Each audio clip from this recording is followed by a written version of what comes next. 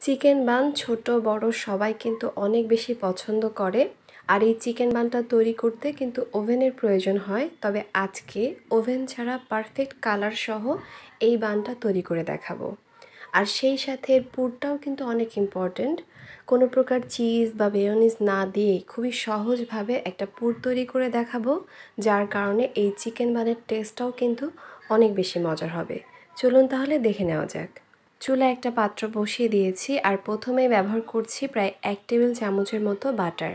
চাইলে এখানে আপনারা কিন্তু সয়াবিন তেলটাও ব্যবহার করতে পারবেন, তবে বাটার ব্যবহার করলে খুবই সুন্দর একটা ফ্লেভার আসে, তাই বাটারটাই ব্যবহার করার চেষ্টা করবেন। এখন দিয়ে দিচ্ছি প্রায় 1.5 টেবিল চামচের মতো ময়দা। এই ময়দাটাকে এই বাটারের সাথে কিছুক্ষণ ভেজে নিতে হবে। ময়দার কাঁচা ভাবটা যখন চলে যাবে তখন এখানে অ্যাড করে দিতে হবে পেঁয়াজ কুচি।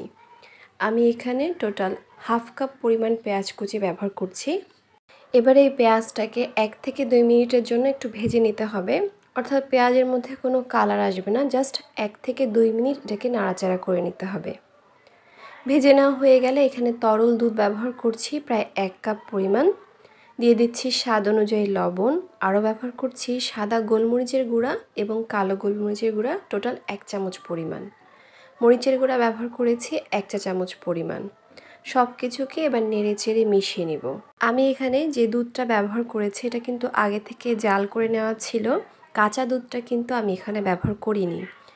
এখন একটু জাল হয়ে গেলেই ব্যবহার করছি আধা কাপ পরিমাণ মুরগির মাংস। আর এই মুরগির মাংসটাকে আমি আদা রসুন দিয়ে সিদ্ধ করে হাড় থেকে হাত দিয়ে খুব ভালো করে ছাড়িয়ে এরকম ছোট ছোট টুকরো করে নিয়েছি। এবারে সব কিছুকে খুব ভালো করে মিশিয়ে নিতে হবে। যেহেতু চিকেনটা পরে অ্যাড করেছি, ভালো করে নেড়ে মিশিয়ে নিয়ে ব্যবহার করছি 1 চামচ পরিমাণ সয়া সস, 2 টেবিল চামচ পরিমাণ টমেটো সস। ব্যবহার করছি সামান্য পরিমাণে চিনি, এতে করে টেস্টে একটা ব্যালেন্স আসে। খুব ভালো করে এবার মিশিয়ে নিতে হবে আর একটু আঠালো ভাব আসা পর্যন্ত এটাকে জাল করে নিতে হবে। এই যে দেখুন, এটা কিন্তু অনেকটা আঠালো হয়ে এসেছে। এখন এটাকে নামিয়ে নিব। বান তৈরির জন্য যে ডোটা আমরা তৈরি করে নিই সেই রেসিপিটা এর আগেও আমি আপনাদের সাথে শেয়ার করেছি, লিঙ্ক ডেসক্রিপশন বক্সে দেওয়া থাকবে, চাইলে অবশ্যই আপনারা চেক করে নিতে পারেন।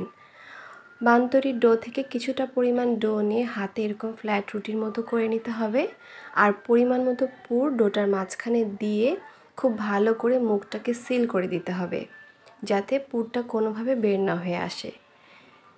এবারে হাত দিয়ে এটাকে মুড়িয়ে গোল করে নিতে হবে। ব্যাস, এভাবেই কিন্তু সব কয়টি বান আমি তৈরি করে নিব। যেই ট্রেটাতে আপনি বানটা সেট করবেন সেটার উপরেই সরাসরি দিয়ে দিতে হবে। এবারে এখানে ডিমের কুসুমটাকে খুব ভালো করে ফেটিয়ে নিয়ে বানের চারপাশে ভালো মতো ব্রাশ করে দিতে হবে। উপর থেকে কিছু সাদা তিল ছড়িয়ে দিচ্ছি। আজকের এই বানটাকে বেক করে নেওয়ার জন্য আমি একটা সিলভারের হাঁড়ি ব্যবহার করছি আর ভিতরে একটা স্ট্যান্ড দিয়ে উপরে ঢাকনাটা লাগিয়ে দিব এবং এইটাকে প্রিহিট করে নিব প্রায় 5 মিনিটের মতো। প্রিহিট হয়ে গেছে।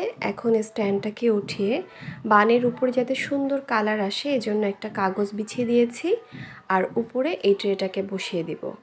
আবারও ঢাকনাটাকে লাগিয়ে দিব আর অপেক্ষা করব প্রায় 25 মিনিটের মতো। এর মধ্যে চুলার আঁচ কিন্তু মিডিয়াম আঁচেই থাকতে হবে। এই যে দেখুন, ফিরে এলাম 25 মিনিট পর আর এরই মধ্যে খুবই সুন্দর করে এটা ফুলে উঠেছে, সেই সাথে একটা পারফেক্ট কালারও চলে এসেছে। রেসিপিটা ভালো লাগলে অবশ্যই ভিডিওতে লাইক, কমেন্ট এবং শেয়ার করে সাথে থাকার অনুরোধ রইল। আজকে এখানেই বিদায় নিচ্ছি। ভালো থাকবেন সবাই। আল্লাহ হাফেজ।